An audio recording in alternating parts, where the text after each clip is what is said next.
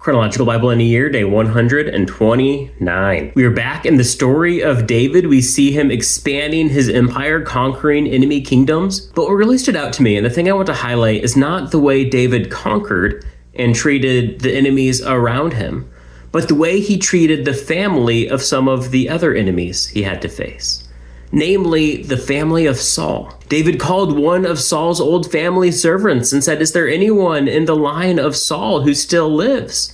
Now, remember, David is married to Saul's daughter, so arguably his daughter is in the line of Saul, but he's looking beyond his household, of course. David learns Jonathan's son, Mephibosheth, is alive. You may recall, it's been a while, but in 2 Samuel chapter 4, we learn that one of the nurses is running with a child, and in the chaos, she drops the child and he becomes lame. This is that child. David is taken to the man's place. He bows before David, probably afraid for his life.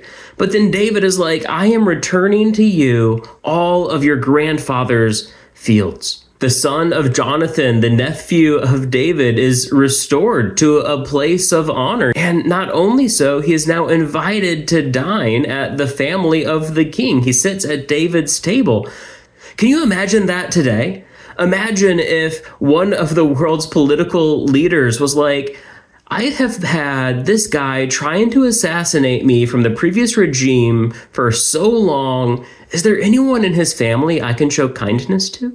If like the King of England or the President of America was like, "Hey, is there anyone from the party who opposes me that I can bless?"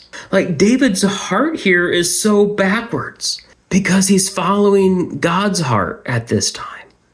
God desires that we show compassion on those who need compassion. And I love reminding people that if you truly love someone, it doesn't mean you ignore their faults. If you love someone and they're in the wrong, you try to correct them, you rebuke and restore.